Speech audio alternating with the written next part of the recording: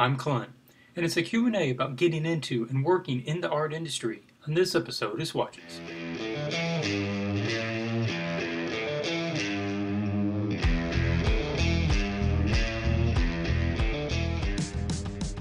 Lately, I've received several messages, emails, etc. across various media of people wanting to get some answers about getting into and working in the industry. And the questions, a lot of them seem to be very similar. So I thought I'd just do this video and address those, and maybe there's more of you guys out there with the similar questions and you'd like to have the same answers. So, common one is, hey, I've been practicing, I'm getting my gallery worked up, but I haven't had any companies contacting me, I'm not getting any jobs. What can I do to make my gallery more attractive? And what can I do about finding some work? It's not surprising that you're not picking up projects, you don't have companies coming to you and looking for you to work on their projects. They do that, some, but the fact is the internet is huge and it's hard for them to see everybody. So if you find that the companies aren't coming to you, then you need to go to them. And this changes a bit depending on what avenue of art you're trying to get into. But say you're trying to get into fantasy illustration. One of our main clients is game companies. So consider looking up like a game convention and see all the people that are having booths at this convention. And this will give you a good list of game companies, people that make board games, card games, online CCGs, whatever it is. You can get a good list of game companies. Then do a little legwork. Look up those companies, find their websites, see what things they make, see what art styles they make, see what quality they're looking for, and then contact them. Some of them might have art submission email addresses, might have dedicated emails for people who are interested in doing work with them. Some of them are not. You might just have to contact anybody that you can find at that company. You know, and just send them your portfolio and just say, hey, I just want to introduce myself. Here's some of my work. If you have any projects coming up that I might be able to help you with, please feel free to contact me. And this way, you're targeting companies that might be a better fit for you. And one thing to keep in mind is also style. Some companies are looking for a very manga or Japanese style for their art. And if that's not who you are, then they're probably not going to be interested in you. So try to find somebody that has a need of art that is similar to your style. And also pay attention to the quality of work. If they're doing the same sort of thing that you're doing, but they're doing it better, then come on, they're probably not going to hire you. So make sure you're doing at least as good as what they're already having, and then make sure you're probably a good fit style-wise. Other things to consider is looking for art job boards on the internet. I used to know some of them, but those sites have either moved or closed or changed, and I don't know what they are nowadays. But you can use your search engine, look for things like art job board, job posting, look for illustrators needed, a combination of these words. And I'm sure that there's probably several out there. I believe DeviantArt itself has opened up their own little job commission board.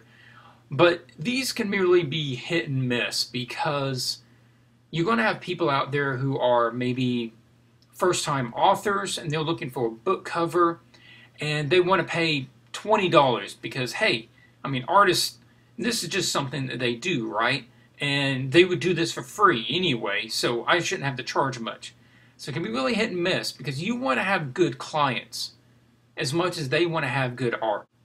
Something else to consider is going to a big convention like a Comic-Con, art convention, something like that.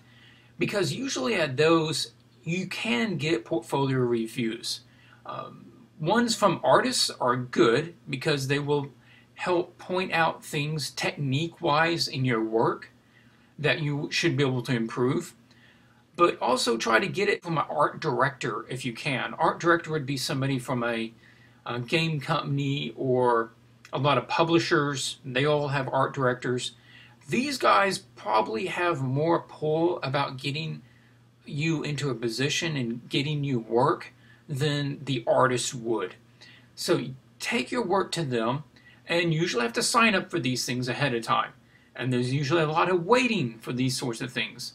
But if you could dedicate a little time, go to a couple of conventions, sit down, have your portfolio reviewed, and if they really like your work, if it's really good work, and say if it's an art director, maybe they'll put you in contact with somebody they know, or they'll immediately bring you into their group, or they'll give you their number and you can contact them later. It's a good opportunity to make some good networks there. Another thing to consider is streamlining your online gallery. Now, I just addressed somebody else in an email on this topic, so let me go ahead and put this out there. I've seen this a couple of times. If you're using DeviantArt, and that's my main online gallery, and I know a lot of other people that is too, a lot of professionals, that is their main online gallery. When you go into the gallery page of an artist, by default, the only images that you see are the images that are under the featured category. And that really needs to be just the highlight reel of your art. I wouldn't suggest all of your work to be in there. I have more art in my gallery than you would see under my featured folder. For instance, my old videos are not in my featured folder. My sketches, my studies are not in there. My speed paints are not in there. When you go into my featured folder, you see my most recent videos, maybe the last two, and then it's my artwork. And not just all of my artwork, but the best ones of my artwork. Then if you want to see more full details, you want to see all the images, then you can go into the folders. That way, when somebody views your gallery, they immediately have an impression of a very high quality. And then they also get to see a wider variety of things. For instance, if you did a series of 10 figure drawings from the latest session, then if they go into your gallery, basically half your gallery is just going to be figure drawing, and they're going to think, well, basically all this guy does is figure drawings. But you don't want that. You want them to be able to see, oh no, he does figure drawings and this and that and that. So let that be a medley of all your best things on one page. So consider outdating your old things, just moving them to their old folder. You don't have to delete them, but just, push them aside and unfeature them for the newer, better things. As a side note about companies coming to you looking for work, I was already working with Wizards on Magic the Gathering for about 2 years before I had any clients coming to me for work. Otherwise, it was me going to them, and that's how I got work from Magic in the first place. And I think that's usually how it is. Now, it's possible that you're not on any major projects, you haven't been working for any major projects, and a company comes to you. I'm sure that happens, but it's less likely. But you will probably see that once you get a good client, a recognized name, and you're doing some continual work for them, that you will start seeing more people show up to you and say, hey, I noticed your work in X and Y, and I'd like to see if you could do some work for us. Because those people watch what the other people are doing. They like to keep up with, oh, well, if this client is using that artist, they must be pretty good. And I see that they've done several pieces for them, so they must be reliable. They must be good to work with. But if they only did one image and then that was it, that probably gives them the idea that maybe this guy isn't the most reliable. So if they're not contacting you, don't fret. It's probably just because you haven't been out there enough. But once you are, then you might be able to start picking that up after a while, a couple of years in my case. Another thing to consider is entering into some art competitions, online art competitions. There are some people that go out there and look, client-wise, there are companies that go out there and they pay attention to that sort of thing. Online modeling competitions where you're trying to 3D model something. You have illustration challenges. You have online forums where they maybe have a sketch of the week and you win a DVD or whatever it is. Those are all good opportunities to get a bit more exposure for your work than just posting some new things on your gallery. Now I want to address a couple of questions in a particular email I just received, because he has some good points here, and I'm sure he's not the only one dealing with this sort of issue. So if you allow me, I'm just going to read directly from the email. Now I'm going to read from an email, and address some of the questions that he has here, because I'm sure he's not the only one. He says, I've had a few paid jobs, but they were painfully inefficient. What process do you go through with helping the client get the end result they want without wasting a lot of time? I calculated on my first freelance job and I made like $1.73 an hour. This is not going to help me quit my day job. So here's my question. What process do you use?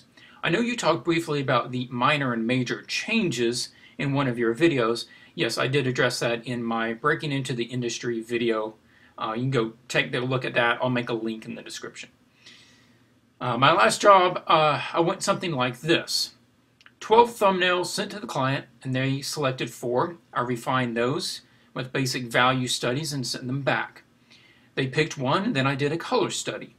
Sent that back again. The client made some notes, made some changes, did a final color painting, and then they made a few minor changes and one major change. I wanted to do a good job, but I kept feeling like this can't be the way things are done. I think that your process is the reason you're only making $1.73 an hour. We really need to streamline this process. The fact is that you are making the process much more difficult on yourself than it really needs to and should be. You're going overkill in this case, where you're offering them 12 sketches. 12 sketches is too many.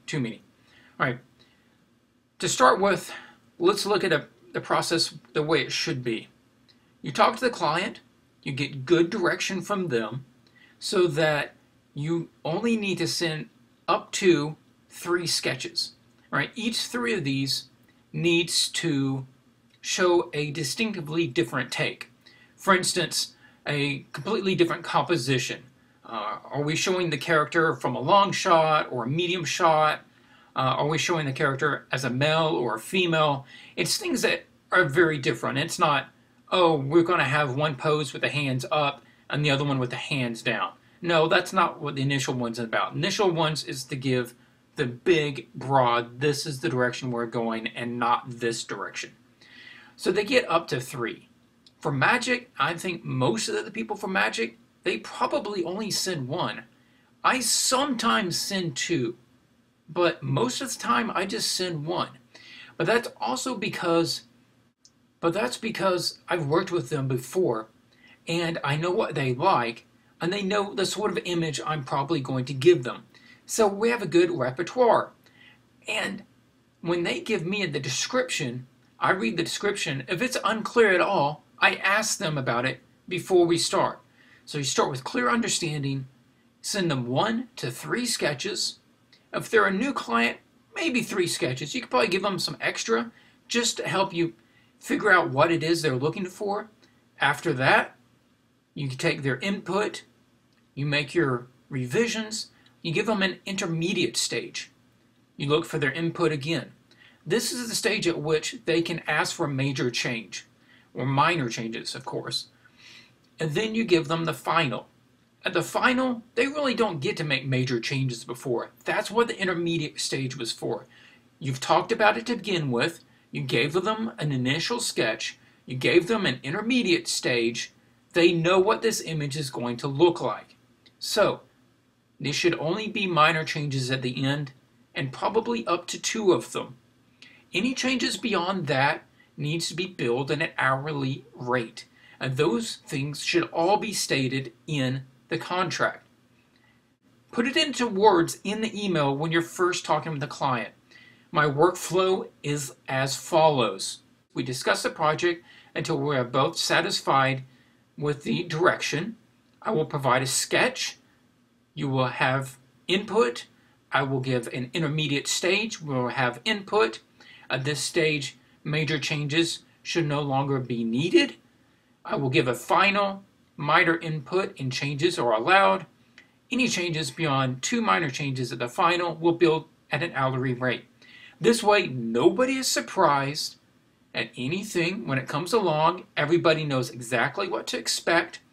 And you should be the one to bring this up in the conversation.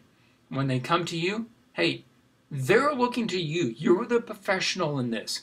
They're looking for you to have the answers in most of these cases.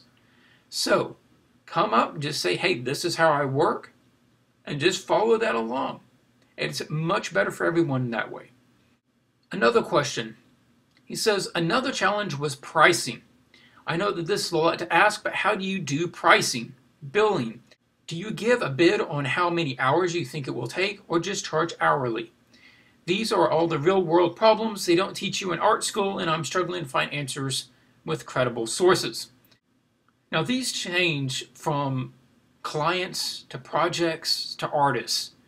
But here's some rules of thumb, and I've already given some of them in my other videos about breaking in the industry and dealing with revisions and clients.